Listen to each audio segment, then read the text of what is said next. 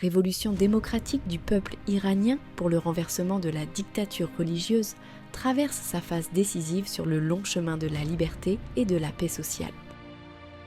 Mais les dangers qui le guettent sont nombreuses et pernicieuses. Des tentatives de récupération cherchent à évider le mouvement de son essence démocratique et républicaine, remettant en cause le choix historique du peuple iranien d'avoir renversé la monarchie en 1979. Certains milieux veulent ressusciter les vestiges du passé.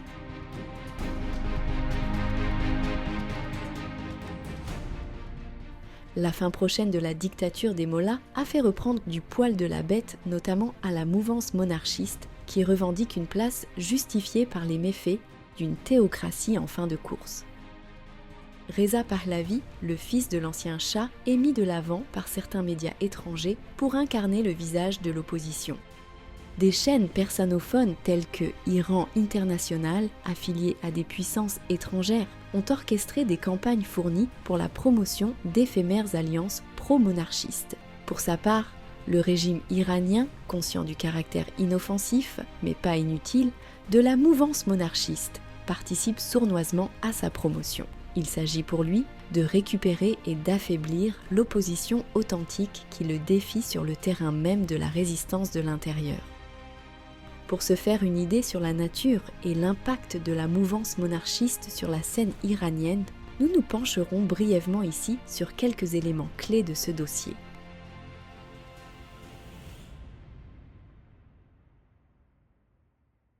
Reza Shah prit le pouvoir par un coup d'État militaire en 1921 avant de se faire couronner Shah d'Iran. Promu du jour au lendemain d'abord chef de l'armée et ensuite roi d'Iran, ce simple soldat, illettré et méconnu, s'était distingué auprès des généraux britanniques par son caractère autoritaire et virulent.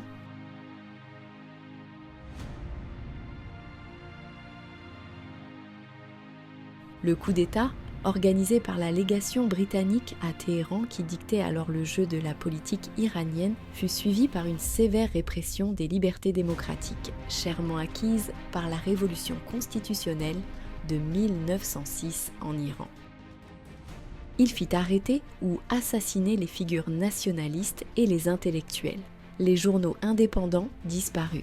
Le Parlement, grand acquis de la révolution de 1906, fut progressivement réduit à une simple chambre d'enregistrement soumise aux ordres du dictateur.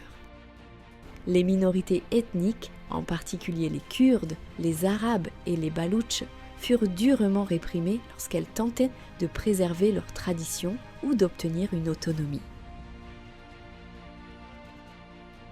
Sa proximité avec les nazis durant la Deuxième Guerre mondiale amena les Britanniques et les Américains à se débarrasser de ce pion devenu nuisible. Exilé en Afrique du Sud, la puissance coloniale britannique l'a remplacé par son fils, Mohammad Reza, prêt à se mettre au service des puissances étrangères.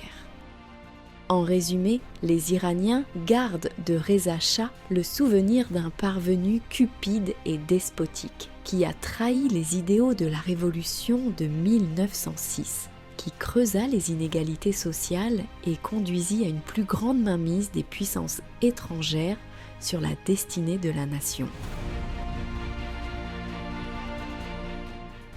Le jeune Mohammad Reza Pahlavi s'est très vite transformé en un despote à la tête d'un système corrompu. À l'intérieur du pays, la SAVAK, police politique du Shah, semait la terreur par les arrestations, la torture et l'espionnage de la population. Beaucoup d'Iraniens voyaient le Shah comme un valet de l'Occident, qui bradait la richesse nationale, notamment le pétrole. Cette dépendance à l'étranger renforçait l'aversion envers le régime. Mais la faute la plus grave du Shah, qui a nourri un ressentiment profond et indélébile de générations d'Iraniens, a probablement été son implication dans le renversement du Premier ministre réformateur Mohammad Mossadegh. Avec l'aide des services secrets britanniques, l'intelligence service et des Américains, la CIA, il fomenta un coup d'État en 1953 et emprisonna ce vieux démocrate apprécié des Iraniens. Le crime de Mossadegh fut la nationalisation de l'industrie pétrolière, jusque-là contrôlée par les Britanniques, et avoir tenté de limiter les pouvoirs du roi despote à celui d'un monarque constitutionnel.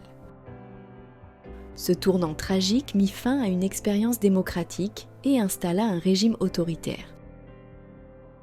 Malgré les revenus pétroliers, une grande partie de la population restait pauvre, tandis que l'élite proche du pouvoir s'enrichissait.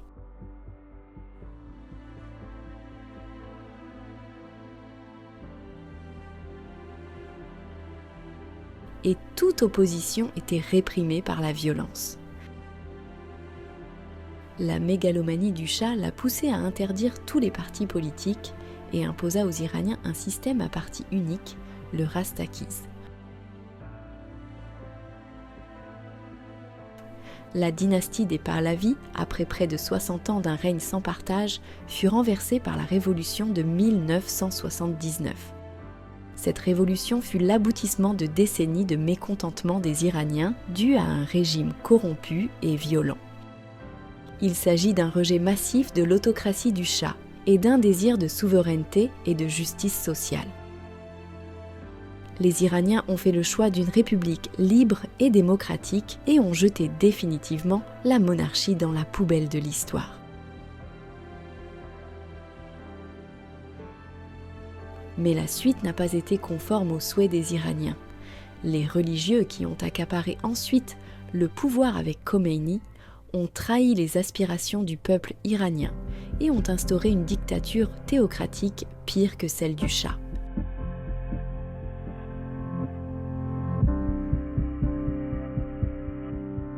Le fils du Shah, né en 1960, vit aux États-Unis depuis la révolution en Iran. À la suite de la mort de son père en 1980, Reza Pahlavi se proclame officiellement roi par la volonté de Dieu. Ni sa mère ni sa grande sœur ne sont retenues pour remplir cette fonction. Les femmes n'étant pas successibles au trône d'Iran selon l'idéologie misogyne des monarchistes iraniens. Reza Pahlavi se fait appeler prince héritier et reste attaché à son héritage monarchique. Il a déclaré à un journaliste « Je suis le fils du Shah, l'héritier de la couronne. C'est un capital politique dont je dispose. » À part d'être le fils aîné de l'ancien dictateur, il n'a aucun mérite à son actif.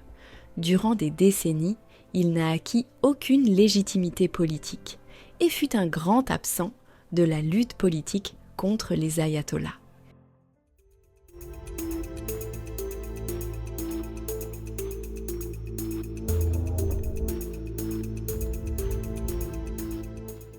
Il prétend s'en remettre au peuple iranien pour le régime à venir, mais ignore son verdict durant la révolution de 79 qui a rejeté catégoriquement l'option monarchiste.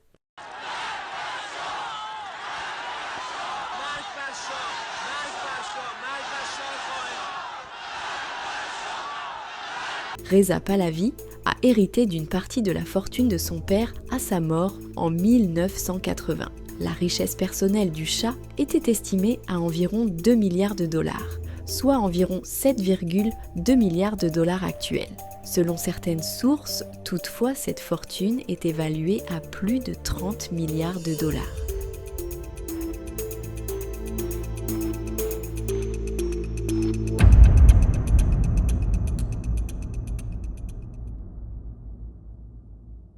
Pour prouver sa probité et sa sincérité et réparer quelque peu l'image qui colle à sa famille pour avoir volé des milliards aux deniers publics, Reza Pahlavi n'a jamais donné un chiffre exact de l'argent transféré par son père sur des comptes suisses, ni accepté de restituer une partie au peuple iranien ou le consacrer à la lutte contre le régime actuel. Reza Pahlavi refuse de s'engager dans une dynamique de rupture avec le passé autoritaire. En 1986, il défend le tournant autoritaire du règne de son père en déclarant « Il y a 20 ans, il était difficile pour mon père, en dépit de sa volonté d'être un monarque constitutionnel, de ne pas faire d'autoritarisme. » Et ajoute « Il aurait fallu que cette société iranienne, dans sa masse illettrée et peu évoluée, eût compris les principes de la démocratie pour les utiliser. » Dans son entourage, on trouve encore d'anciens agents de la SAVAK. Dans les rassemblements monarchistes, on a pu voir l'effigie de Parvis Sabeti, ancien dirigeant de la SAVAK et responsable de la torture et de l'exécution de nombreux prisonniers politiques dans les années 1970. Ce dernier a fait partie du cercle intime de Reza Pahlavi. Sabeti est actuellement poursuivi dans une enquête aux États-Unis pour faits de torture sur des prisonniers politiques.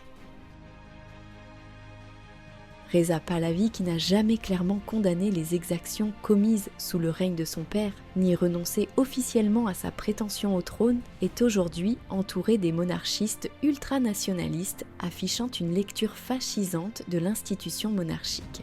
Les rassemblements monarchistes offrent parfois des scènes surréalistes où on n'élève pas la vie au rang de Dieu. King Reza Pahlavi, dieu de tout Iranien.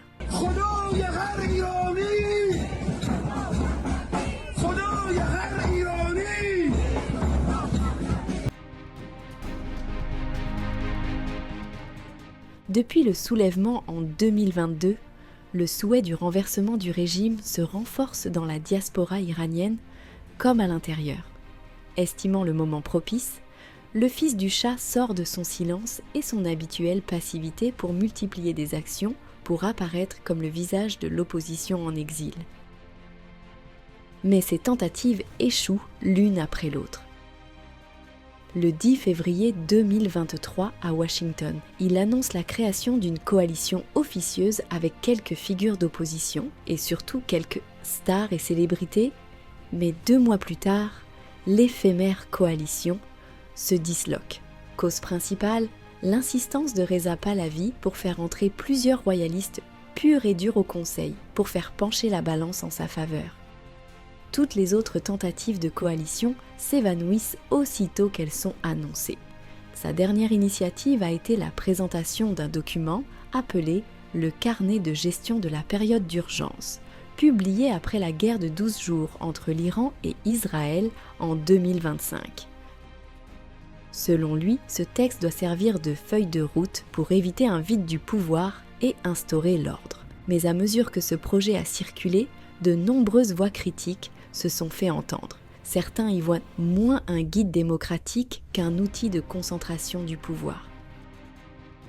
Le texte de Reza Pahlavi décrit un système de transition sous sa direction, comprenant 3 organes quasi-législatifs, exécutifs et judiciaires. Ce schéma de concentration du pouvoir est grandement problématique.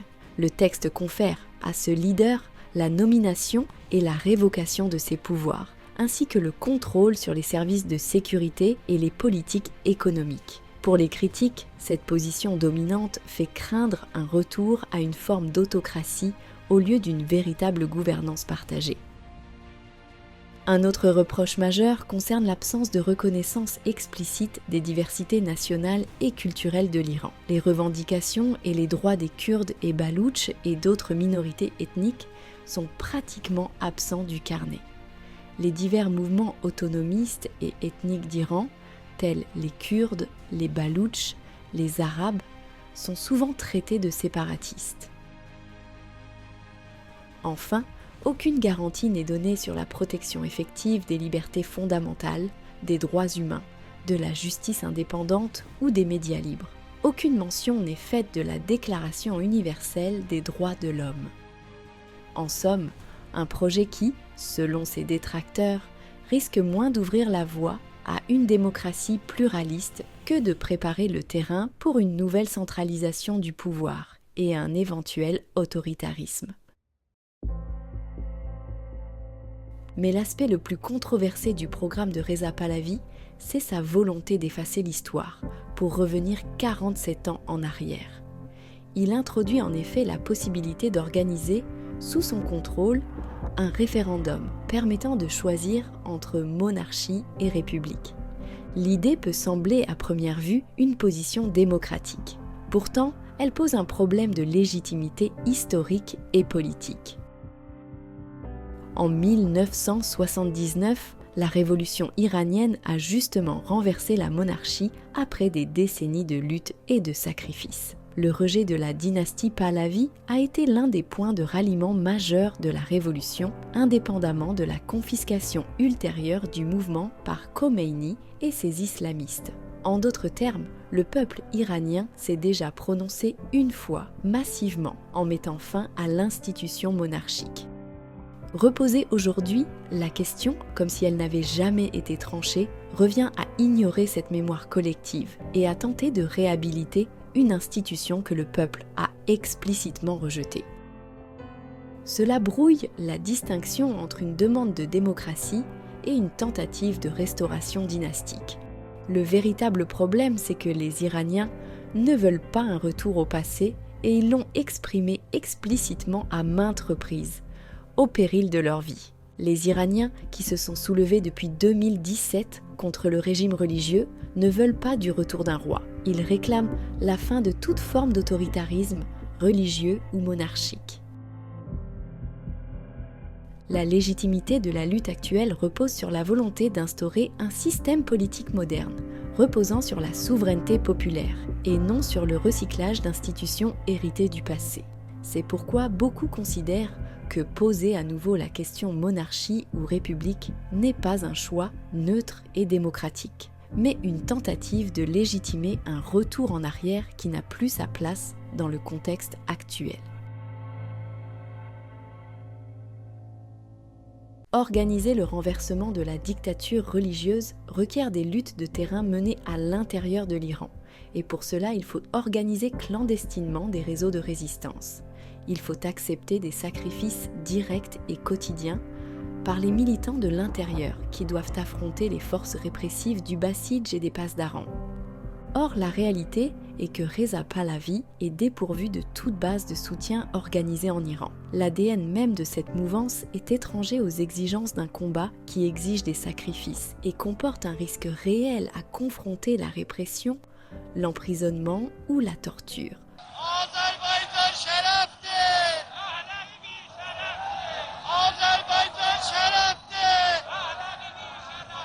À défaut de s'appuyer sur les forces vives de la nation, Reza Pahlavi a les yeux virés sur les puissances étrangères. Mais pour ménager ces mêmes éléments, il ne cesse de répéter que son objectif n'est pas de renverser le régime par la force, et que le mot même de renversement n'a pas sa place dans son vocabulaire politique.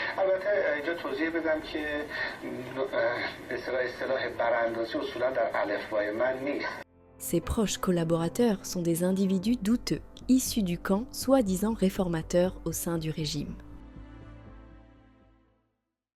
La stratégie de Reza Pahlavi est hautement problématique. Problématique parce qu'en fait, il n'y a pas de stratégie à proprement parler, sinon que de miser soit sur une intervention étrangère, comme on l'a vu lors de l'attaque israélienne contre les installations iraniennes. Avec quelle jubilation cela a été accueilli par Reza Pahlavi, qui en demandait davantage, soit sur une transition par le haut, c'est-à-dire en misant sur les Pasdaran ou d'autres éléments du système sécuritaire pour réaliser le changement. Par exemple, Pahlavi affirme sans vergogne d'être en contact avec des officiers des Pasdaran et des forces de sécurité, avec des promesses de soutien ou de changement venant de l'intérieur du régime. Il appelle leur commandant à le rejoindre et prévoit dans son programme de confier à ces éléments la responsabilité de l'ordre et de la sécurité du nouveau pouvoir. Ainsi, il semble que Reza Pahlavi n'a pas l'intention d'abolir les institutions du régime, mais potentiellement les intégrer ou les réformer, ce qui est vu par beaucoup comme une compromission avec les bras armés du pouvoir. Ceux-là même qui, depuis 40 ans, répriment et tuent. La méfiance a été renforcée par d'autres initiatives, par exemple une plateforme nommée Hamkari Yemeli, collaboration nationale, qui avait pour but de recueillir les ralliements de militaires, policiers ou membres du régime qui souhaiteraient rejoindre l'opposition. Dans cet exercice médiatique étrange, Reza Pahlavi a annoncé avoir recueilli en ligne quelques 50 000 noms de membres des divers organes du régime qui auraient déclaré faire défection ou vouloir collaborer avec lui après le changement du régime. Des chiffres jamais confirmés par des preuves tangibles, mais surtout une proximité dangereuse avec l'appareil sécuritaire iranien, avec l'idée d'intégrer les Pasdaran dans une future armée nationale plutôt que de les dissoudre.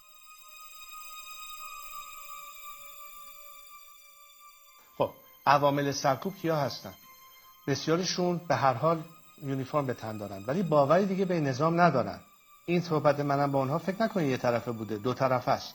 من با ارتش، با سپاه، با بسیج ارتباط دارم. یعنی مکالمه داریم. علائم خودشون رو دارن اعلام میکنن. همسویه خودشون رو با مردم میخوان نشون بدن. خود من بسیار ارتباط برقرار میشه، چه از بدنه سپاه چه از دیگران. من تکیه‌گاهم رو همین نیروهای انتظامی است، رو همین سپاهیا، رو همین پاسدارا، رو همین بسیجیا، رو همین نظامیامون. Dans la pratique, au lieu d'influer sur les pasdaran et les autres forces du régime, c'est Reza Pahlavi qui est devenu un instrument manipulé et instrumentalisé par les pasdaran et le Vévac.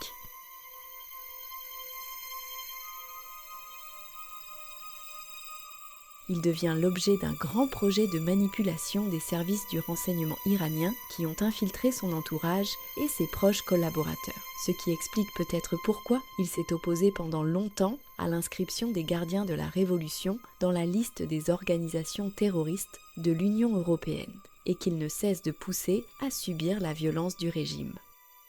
مبنای انتقام دوستان فقط و فقط ادامه یک دور باطل خشونت هستش.